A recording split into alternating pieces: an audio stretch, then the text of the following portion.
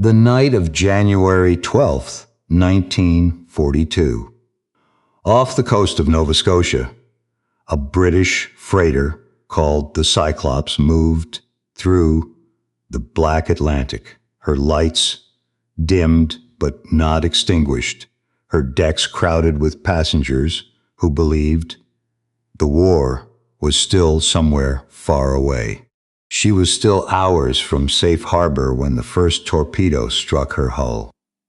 The men who fired it were watching through a periscope, and behind that periscope stood a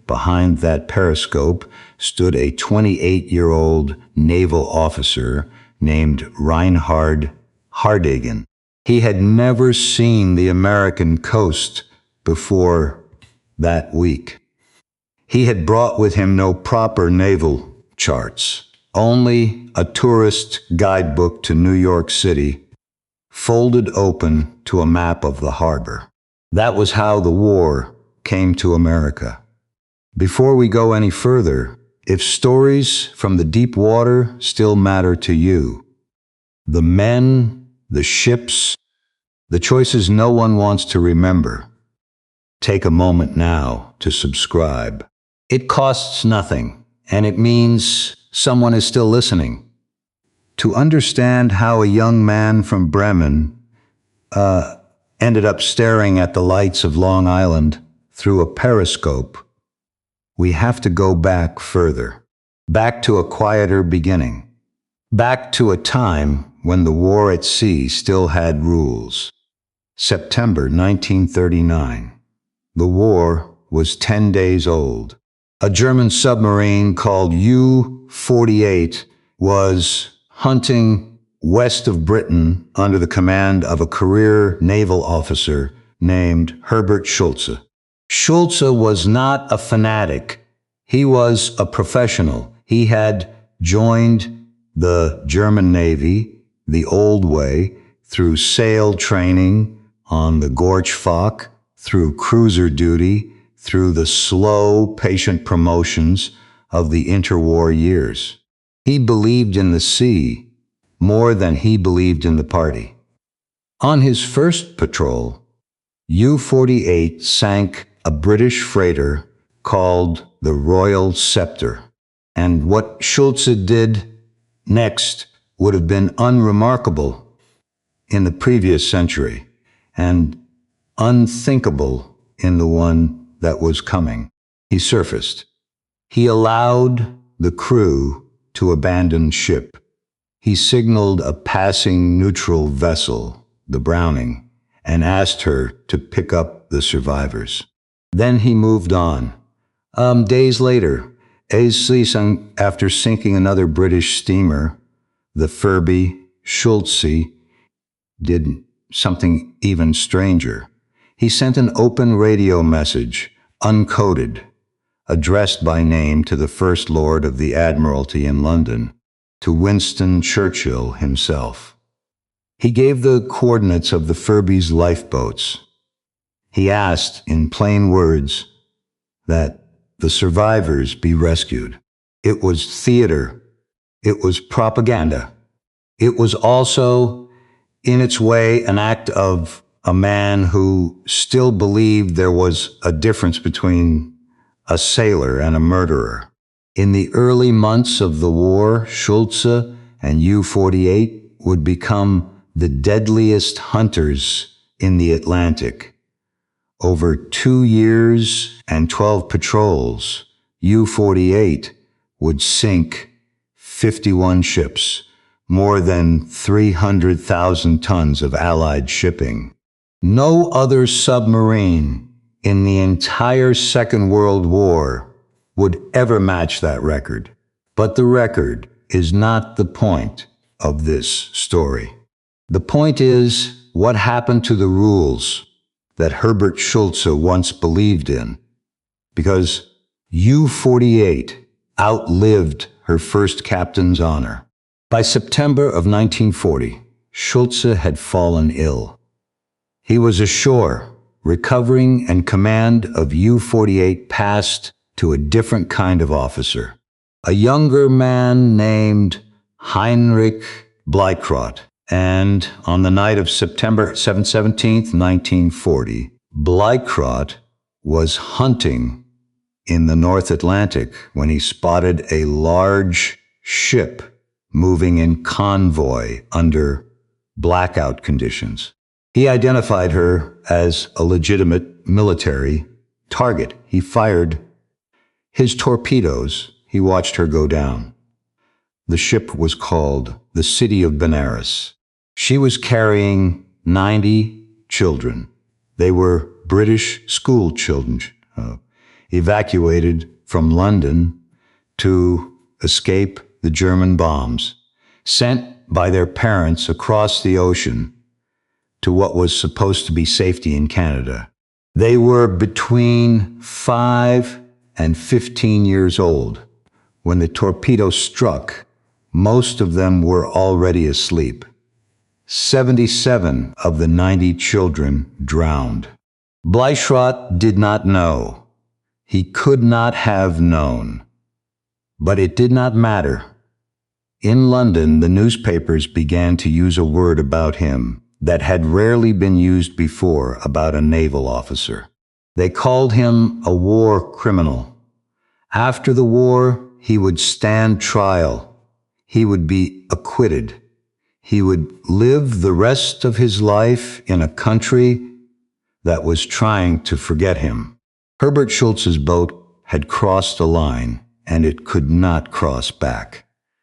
This is how the war at sea began to change. Not in a single moment, not with a single order, but quietly, patrol by patrol, sinking by sinking. By the winter of 1941, the men who commanded the U-boats were no longer the men who had begun the war. Some were dead. Some were promoted to desks in Berlin. Some had simply stopped believing that the rules had ever meant anything. And a new opportunity was opening in the West. On December 11th, 1941, 4 days after Pearl Harbor, Adolf Hitler declared war on the United States. Admiral Karl Dönitz, the man who commanded every U-boat in the German Navy, saw immediately what this meant. The American coast was undefended. The convoys had not yet been organized. The lights of the American cities were still burning. He drew up a plan. He called it Paukenschlag, Operation Drumbeat. The name was meant to evoke the sound of a kettle drum, a single sudden strike. He wanted 12 boats. He was given five long-range Type IX submarines, 5 commanders, hand-picked: Reinhard Hardigan on U-123, Ernst Kals on U-130, Richard Zapp on U-66, Heinrich Bleichrodt, now in command of U-109, and Ulrich Folkers on U-125. Their orders were sealed. They were to be opened only at sea. Each boat was assigned a stretch of the North American coastline, and each was ordered to bring the war home to the United States. Hardigan sailed from Lorient on December 18th, 1941. His briefing was so hurried, so improvised, that he was handed only tourist guidebooks for New York. One of them contained a fold-out map of the harbor. That map would guide him to within sight of the beaches of Long Island. The Americans had been warned. British codebreakers had been reading fragments of German naval traffic. In late December, Royal Navy intelligence sent a specific warning to Washington. Several U-boats were crossing the Atlantic. They were headed for the American coast. They would arrive in mid-January. The warning reached Rear Admiral Adolphus Andrews, the officer in charge of defending the entire eastern seafront of the United States, from Maine down to North Carolina. On January 12th, 1942, the same day the Cyclops went down, Andrews was told again. He was told the U-boats were about to attack. He rejected the idea of convoys.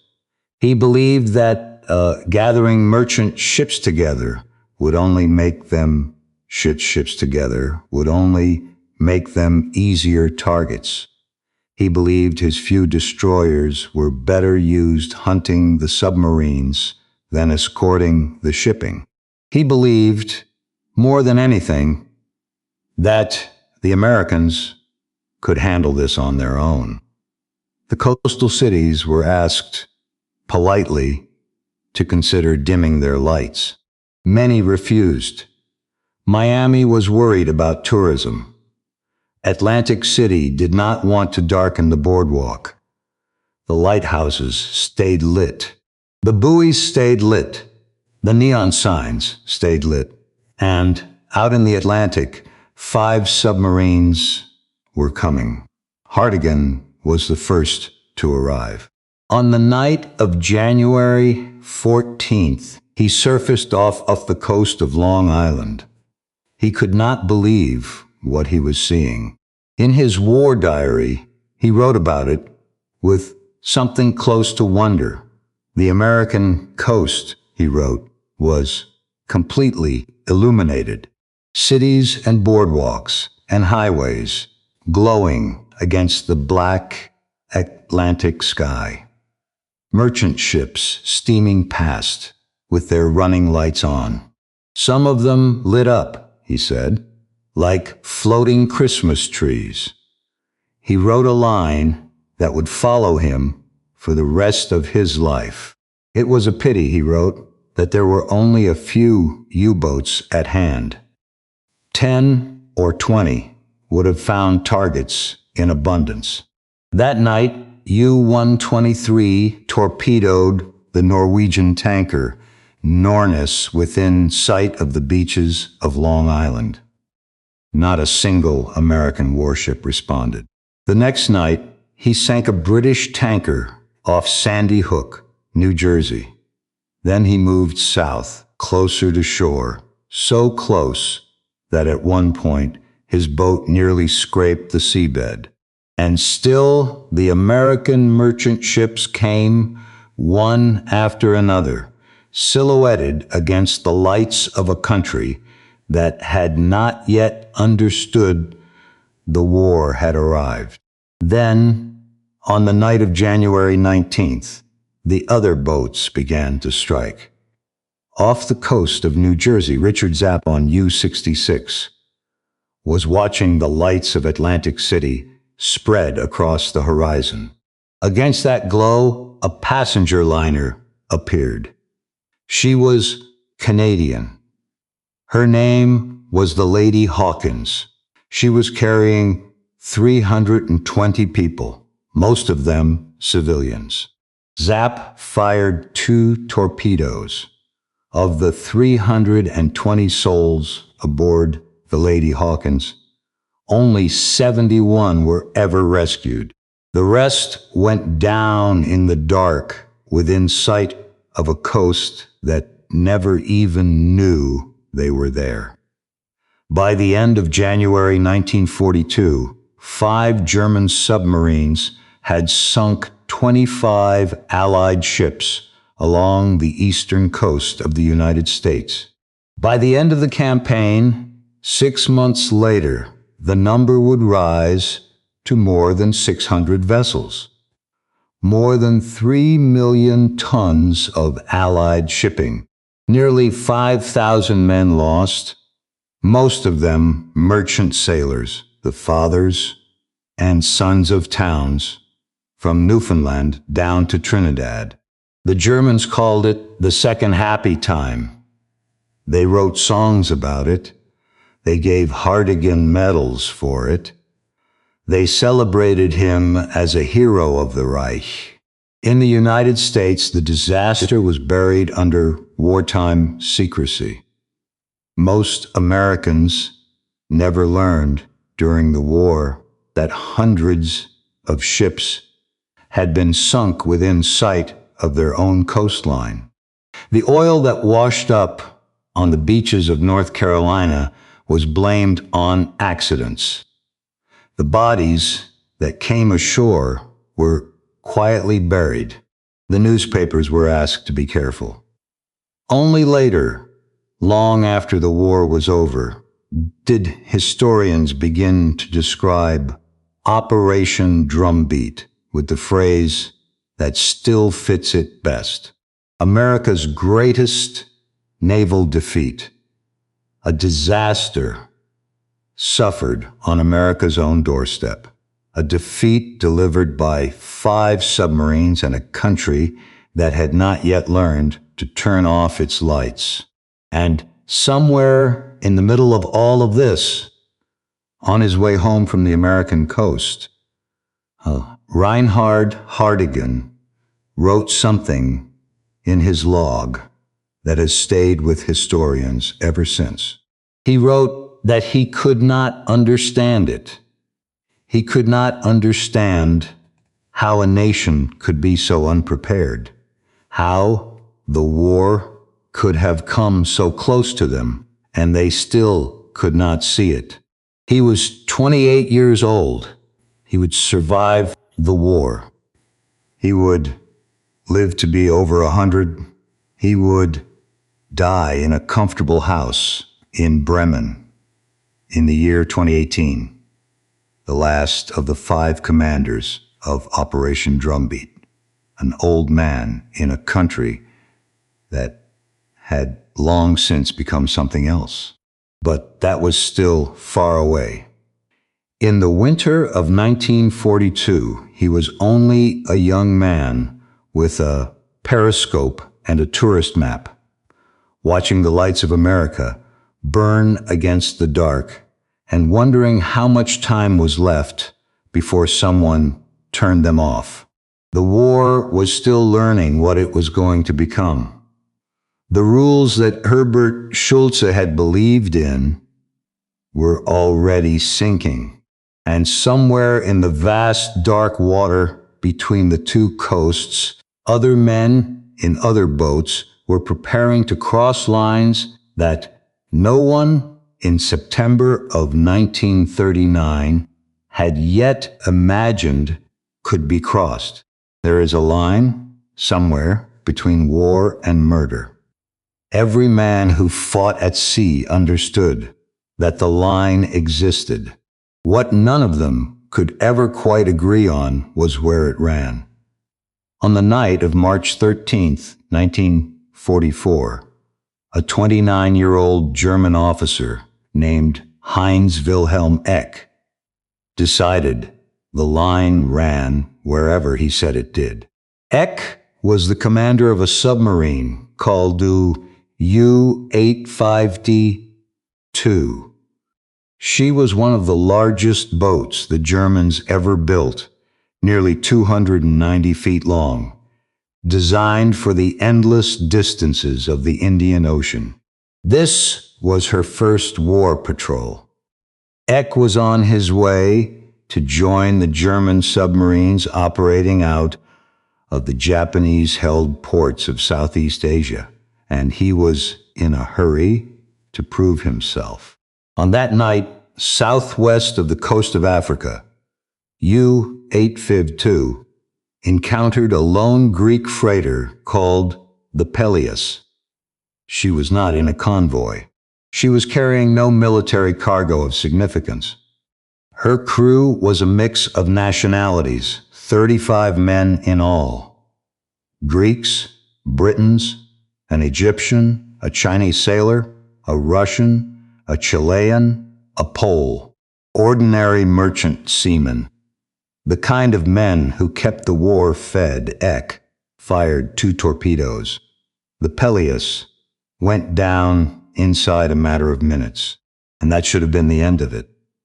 But when U-852 surfaced to identify the sinking. Eck saw something that troubled him. The debris field was enormous. Rafts, broken timbers, men in the water, alive, calling out in the dark. He knew that by daybreak, a passing Allied aircraft might spot the wreckage, and a spotted wreckage meant a hunted submarine. He made a decision. He ordered the machine gun brought up to the deck. He ordered hand grenades broken out of storage. And he ordered his officers to destroy the survivors. His chief engineer, an officer named Hans Lenz, refused. He said the words out loud in front of the other men on the bridge. He was not in agreement with this order, but Eck was the captain, and the captain's word on a submarine was law. Lenz's protest was overruled, and the machine gun opened up on the men in the water. Then Lenz did something that has never been fully explained. He went below. He came back up. He saw a young enlisted machinist, Wolfgang Schwender, standing at the machine gun, about to fire. And Lenz, the same officer who had refused the order, the same man who had said out loud that he was not in agreement, took the weapon from Schwender's hands, and he fired it himself into the debris, into the men. Some historians have suggested he did it to spare the young sailor from carrying the memory. Some have suggested he did it because he understood at last that once a captain gives such an order, no one on the boat is innocent. We will never know. The men who could have told us are all dead. The ship's doctor, Walter Weisspfennig, also joined in the shooting. Under the laws of war, a naval doctor is a non-combatant. He is forbidden from using weapons offensively. He is protected precisely because he must not become a killer. Weisspfennig picked up a firearm anyway. It went on for hours. Machine gun fire. Grenades tossed into the rafts. The rafts came apart. The cries stopped, one by one. When U-852 finally slipped away into the darkness, Eck believed he had left no witnesses. He was wrong. 3 men had survived. The Greek first officer of the Peleus, a Greek seaman, a British seaman. They had hidden among the wreckage, played dead, waited for the submarine to leave, and then, for 25 days, they drifted on what remained of a raft under the sun and stars of the mid-Atlantic. 25 days of thirst. 25 days of watching each other's faces slowly hollow out. 25 days remembering what they had seen. A Portuguese merchant ship found them, barely alive. Their testimony would eventually hang 3 men, including Eck himself, executed by British firing squad in Hamburg on November 30th, 1945. He was 29 years old, the only U-boat commander of the entire Second World War to be convicted of war crimes and put to death. But that judgment was still 18 months away. For now, in the spring of 1944, U-852 was still moving through warm water, and Eck was still convinced he had done what a professional had to do, because he had a defense already prepared, and it was not his own. It was an order signed by Admiral Karl Dönitz himself, an order that had come down from the highest reaches of the German Navy after an incident nearly 2 years earlier. It was called, in the language of the men who lived under it, the Laconia order. And to understand why Eck believed it justified him, we have to go back to September of 1942. Because the Laconia order was not born out of cruelty. It was born, of all things, out of an act of mercy. In September of 1942, a German U-boat commander named Werner Hartenstein sank a British passenger ship called the RMS Laconia off the coast of West Africa. When he surfaced to look for officers to interrogate, he heard voices in the water speaking Italian. He had just torpedoed a ship carrying nearly 2,000 Italian prisoners of war. Italy was Germany's ally. Hartenstein did something no U-boat commander had ever done. He broadcast an open radio message in English on the international emergency frequency. He gave his position. He offered to protect any Allied vessel that came to help. He took over 200 survivors onto the deck of his submarine. He towed lifeboats behind him. He flew a Red Cross flag from his conning tower. For 4 days, U-156 was not a warship. She was a rescue vessel. And on the 4th day, an American B-24 Liberator flying out of Ascension Island saw the survivors on the deck, saw the lifeboats being towed, saw the Red Cross flag, and dropped bombs on them. Hartenstein was forced to cut the lifeboats loose. He watched people he had spent 4 days trying to save die in the water in front of him. He submerged and escaped. When Dönitz heard what had happened, he issued the order that would carry his name into a courtroom 4 years later. No U-boat from that day forward was to attempt to rescue survivors. No exceptions, no mercy, no Red Cross flags. Kindness had produced a killing order, and the killing order had produced Heinz Wilhelm Eck. That is the shape of what happened at sea between 1942 and 1945. Each act made the next act easier. Each line crossed made the next line closer.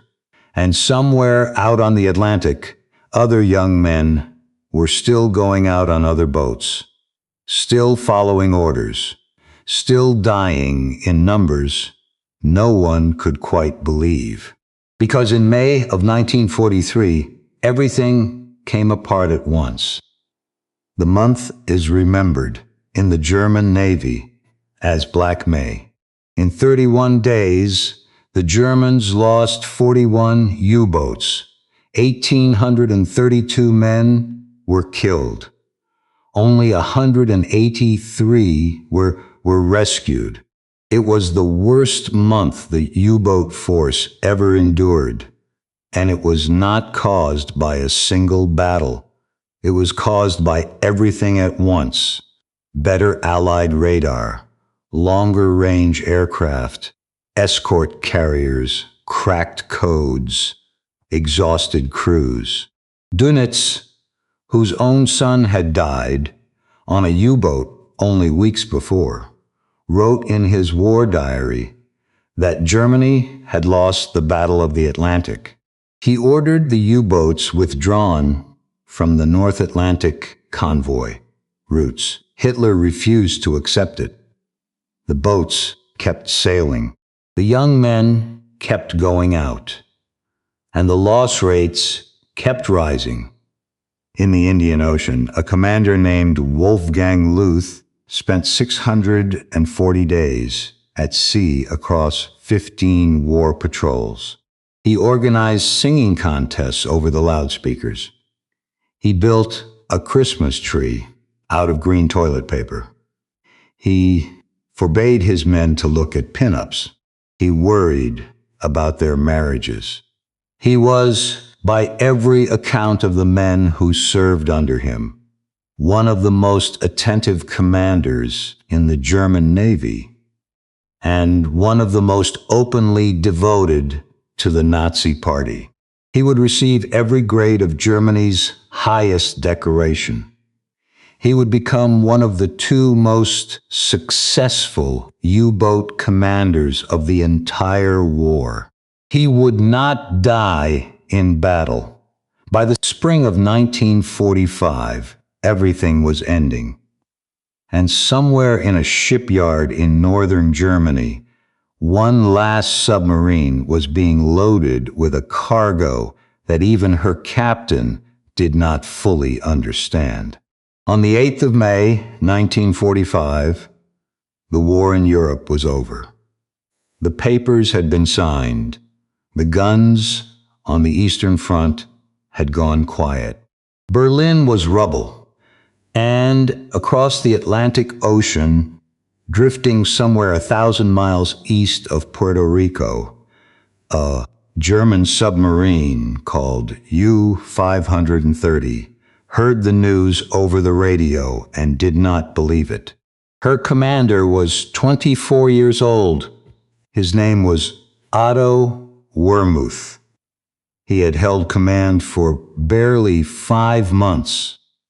And when the surrender broadcast came through, ordering every U-boat at sea to surface and give itself up at the nearest Allied port, Wermuth convinced himself that it was a trick, a false transmission, an enemy voice pretending to be his own government. He decided to run. He turned U-530 south toward the coast of Argentina, not because he had orders to go there, not because anyone was waiting for him, but because Argentina was far away, and Argentina was neutral, and a young man who does not know what to do will sometimes simply choose the farthest place on the map. For 70 days, U-530 crept south through the Atlantic. Wermuth ran submerged in daylight, surfacing only at night. He ordered his crew to throw the remaining torpedoes overboard. He burned the ship's logbook and threw the codebooks into the sea. He poured acid into his own diesel engines to make sure that whatever the Allies found when he finally surrendered, they would find as little of it as possible.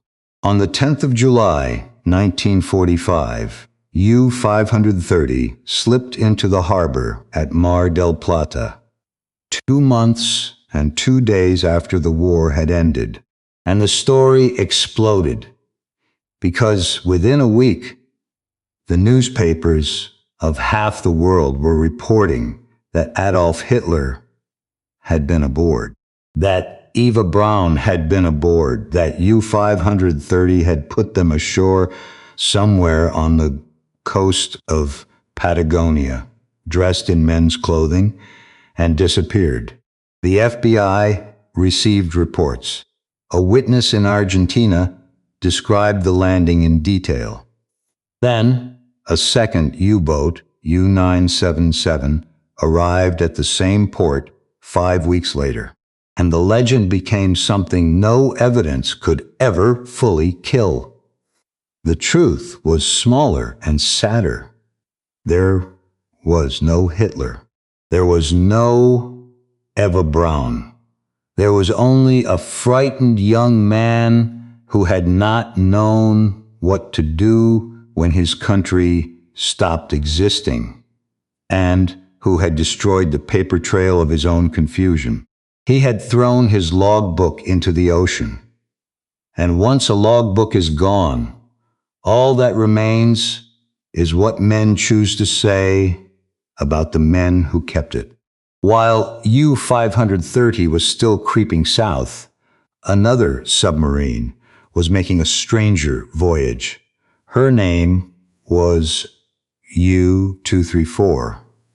She had left Norway in the middle of April, bound for Japan, carrying a cargo that even the Third Reich could not quite bring itself to describe in writing. A dismantled jet fighter, guided bombs, blueprints, 2 Japanese naval officers, and in 10 steel cylinders stored in her keel, 560 kilograms of uranium oxide. Her commander was Johann Heinrich Fehler, 33 years old, a professional sailor who had wanted a combat command and been given a delivery run instead. He had never believed the mission would succeed. On the 10th of May, in the middle of the Atlantic, he heard the surrender broadcast. He heard the order to give up. And this time, unlike Wehrmuth on U-530, he confirmed it. He signaled a passing German submarine, U-873, and asked if the news was real. It was real. The 2 Japanese officers on board, Hideo Tomonaga and Genzo Shoji, listened to the news and made their own decision. They asked Fehler for barbiturates. He gave them what they asked for. They lay down in their bunks and did not wake up. Fehler had their bodies sewn into weighted canvas and slid over the side into the deep Atlantic, somewhere no chart will ever mark. Then he surrendered to the United States Navy. The uranium went to Oak Ridge, Tennessee. It was delivered to the Manhattan Project. Whether any of it was refined in time to enter the first atomic bombs is a question historians still argue about, and most of them remain skeptical. What we know for certain is that a submarine dispatched by a dying Germany to help Japan build a weapon ended its voyage, handing that same weapon's raw material to the country that would use one against Japan 2 months later. The oceans that summer were full of small ironies, and no one alive was in any position to appreciate them. On the 16th of May, 1945, 8 days after the surrender, the last state funeral of the Third Reich took place at a naval academy in northern Germany. The man being buried had commanded submarines for the entire war. His name was Wolfgang Luth. He had spent 640 days at sea. He had received every decoration Germany had to give. He had built Christmas trees out of green paper for his men, and he had believed in the Nazi Party with a conviction that made even other officers uncomfortable. He had not died in battle. 2 nights earlier, just after midnight on the 14th of May, he had been walking across the grounds of the academy. A sentry had called out and asked for the password. Luth did not answer. The sentry called out again. He did not answer. The sentry called out a third time. Then he fired. The sentry was 18 years old. His name was Matthias Gottlob. He had done exactly what the rules told him to do, and he had killed one of the most decorated officers in the German Navy 6 days after the war was already lost. Karl Dönitz stood over the grave and delivered the eulogy. 6 U-boat officers formed the honor guard. And then the last regime of that particular Germany quietly finished the business of being alive and slipped under the way the boats had. The submarines that remained were gathered at two harbors, one in Scotland and one in Northern Ireland, 116 of them sitting empty at their moorings. And in November of 1945, the Allies came for them. They called the operation Deadlight. They towed the boats out into the North Atlantic, one after another, 100 miles offshore, and they sank them.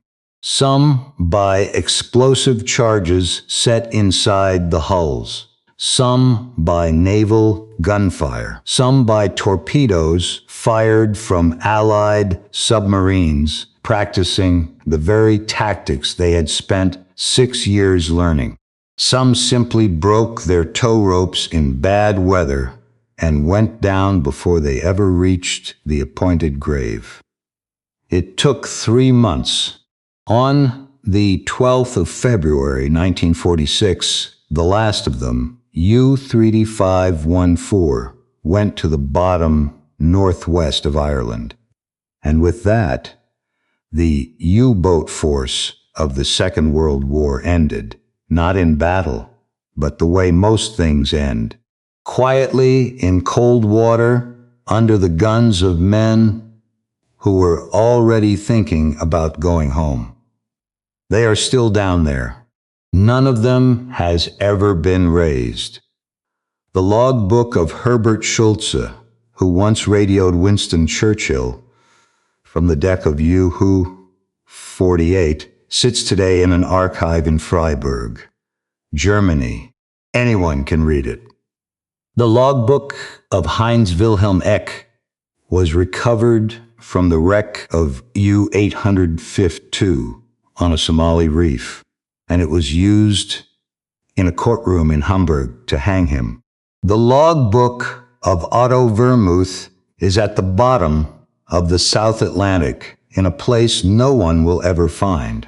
And whatever Johann Heinrich Fehler wrote aboard U-234 was carried, along with his uranium, into the vaults of a program that would soon change the world.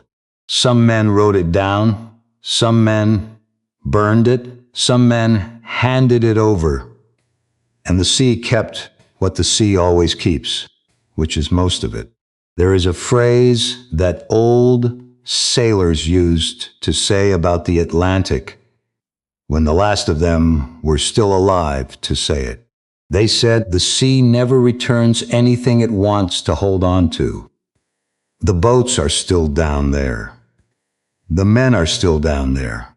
The orders are still down there. And the line, the one between a sailor and a murderer, between a war and a crime, between a young captain running for Argentina and an old admiral standing over a grave, that line is down there, too, somewhere in the cold, drifting with the current. If you had been one of them, young and frightened and far from home, and ordered to do something you did not want to do, what would you have chosen? Sit with that for a moment before you go to sleep tonight. And then tell me in the comments below what you think you would have done, because the sea keeps its secrets. But the men who listen to these stories, the ones who have lived long enough to know what a hard choice actually costs, they are the ones who decide what any of it meant. Good night.